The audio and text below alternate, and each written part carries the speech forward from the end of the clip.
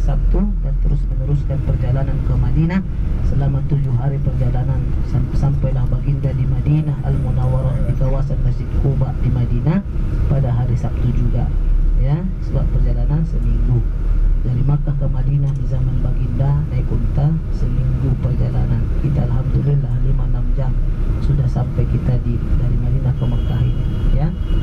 Satu lagi gunung surga yang akan kita ziarahi juga pada hari ini, itulah Jabal Nur yang ada di atas, di dalamnya Gua Hira. Untuk muslimin yang muda-muda, silahkan anda naik ke atas gunung ini. Kita ada buka di sana, siapa yang ingin naik ke Jabal Nur untuk menziarahi Gua Hira, tempat turunnya wahyu pertama. Itu nanti kita ambil pendaftaran, tapi ini mesti bayar, ya, bayar ongkos bis. Bayar apa? Ongkos bis. Kita akan buat setelah sholat isya dan turun jam 2 pagi, ya, untuk sholat bermunajat di Gua Hira. Jadi untuk orang-orang muda ini silahkan mendaftar. Siapa nanti yang dapat menawan gunung ini, Suhaila Wisata akan berikan dia satu sijil penghargaan, piagam penghargaan yang dikeluarkan di kantor nanti, insyaallah, ya. Itulah bukti kalau kami pun ingin bapak-bapak ini yang muda-muda, ya, insyaallah nanti kita ke sana akan ada 2 mutawif yang akan bawa ke Jabal Nur. Satu namanya mutawif jalan terus, satu lagi mutawif patah balik, ya, sebab ada jemaah ini semangatnya luar biasa, di tengah gunung sudah mau turun, ya, sudah mesti ada satu lagi petugas yang akan bawa turun. Nah, sebab itu perlu 2, ya, satu yang jalan terus sampai puncak, satu lagi mutawif patah balik. Tahu patah balik? Pulang lagi sekarang, ya, sudah ngos-ngosan ibu ini, ya. Terakhir ibu ini akan naik ke Katif, insyaallah, atas tempat tidur. Jadi bapak ibu yang dirahmati Allah Subhanahu Wa Taala, jadi alhamdulillah mari kita sama-sama bersyukur pada pagi ini Allah berikan kita semua kesehatan, sekalipun ramai yang memang kurang sehat. Memang orang pergi ke Makkah Madinah ini biasalah pak, kita ini kan cuaca, ya, datang kita kali ini cuacanya dingin.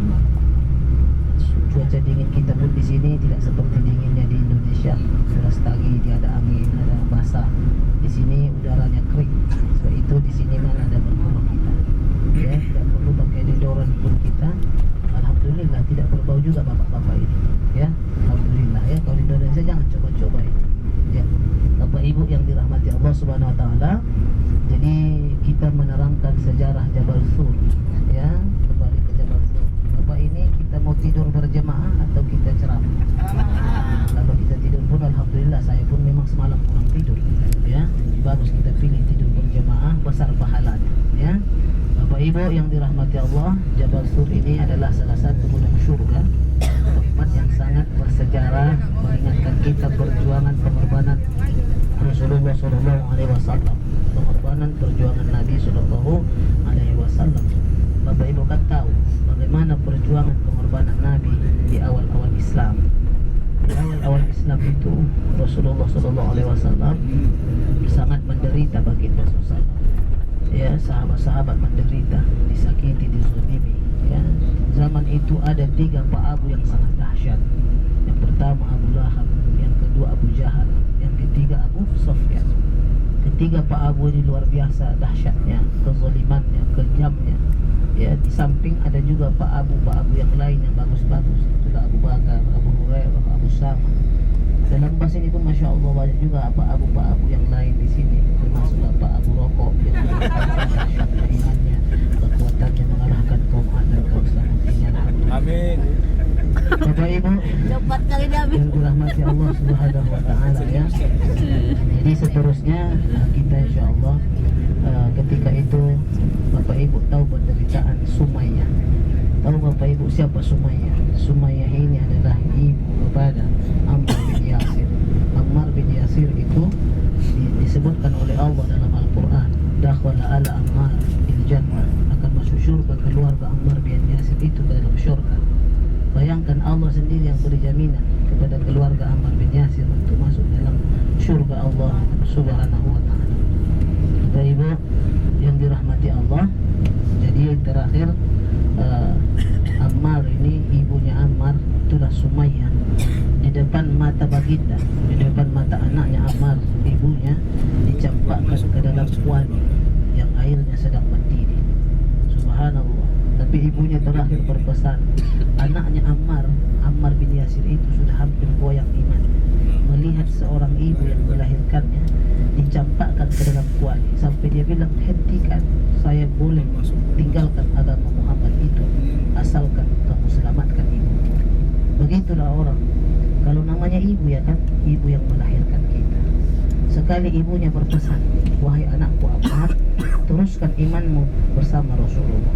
Ibu ini tidak apa-apa, sakitnya itu sebentar saja, tapi Allah sudah menjanjikan kami syurga.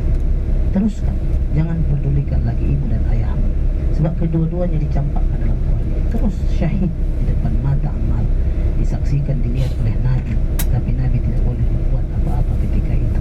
Islam masih lama, ya. Begitu juga penderitaan Bilal bin Rabah. Bapak Ibu tahu siapa Bilal? Bilal bin Rabah seorang yang berkulit hitam, tidak punya kasta yang tinggi.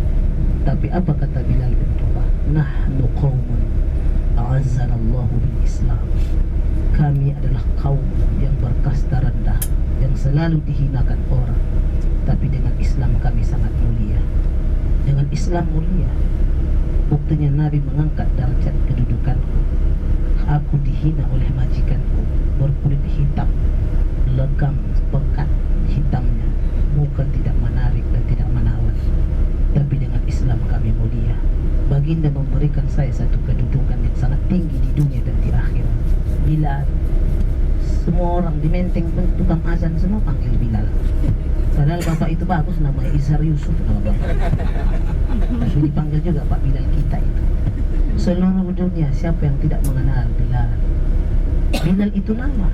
Kalau tukang azan bahasa Arabnya kan muazzin. Tapi kenapa kita panggil ini Pak Bilal kita itu? Pak Bilal kita. Luar biasa. Nahnu qaumun a'azzanallahu bil Islam. Mesti Bapak Ibu sekalian banggalah kita dengan Islam. Merasa mulialah Anda dengan Islam. Bersyukurlah Anda dipilih Allah menjadi muslim. Ya.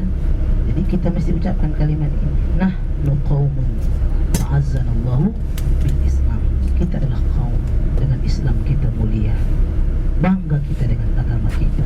Jangan kita mau dihina orang agama ini. Akhirnya Bilal bin Rabah Ibnu Khalaf, itulah majikan tuan kepada Bilal.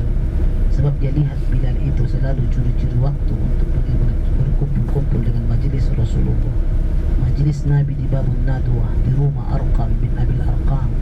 Jadi dapat tahu si majikannya Ibnu Khalaf, lalu disiksa, disakiti Bilal bin Rabah.